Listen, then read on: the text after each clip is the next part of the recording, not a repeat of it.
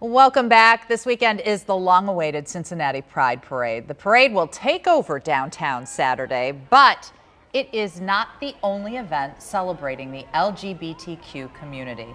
Joining me now is Alec Lukey and Tom Funke, and want to thank you both for being here. It's our pleasure. Yeah. Want to start with, we think of that day as being very parade-centric, but there are so many other things going on. Can you give us the highlights?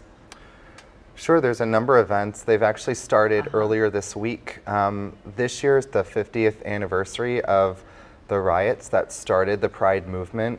And with that, there's kind of a special emphasis on diverse group of events in the city.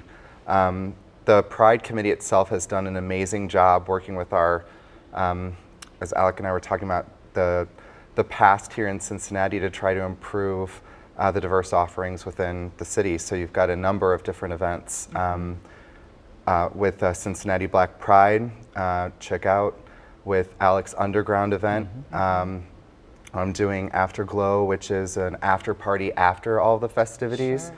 And then you have the Tea Dance on Sunday. And in that, there's a number of events, from cultural events at the library to movies to children's events, covering a wide gamut of activities. Why is it so important to you personally to talk about it and to shed light on the history? Yeah, I think it's interesting because we're both transplants to Cincinnati, but Cincinnati has kind of a sketchered past with the gay rights movement, and back in the 90s and the 70s and 80s, the stories are pretty bad.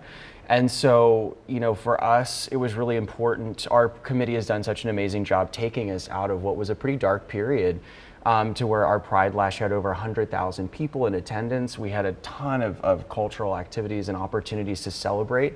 And for me personally, Tom and I are not that far apart in age, but even between us, there's been a big difference in our personal experiences. And we have friends, who are in their 70s and their 60s, and we have friends in their 40s coming out now. I mean, they have different stories. It's completely, we have such a huge range of those stories, and it's really important for all of us to come together and to remember, 50 years ago when this all started, and I now have, the comfortable life that I do, where I can live with a partner, and these other people, they went through a lot to get us to this place. It's really important that we celebrate that.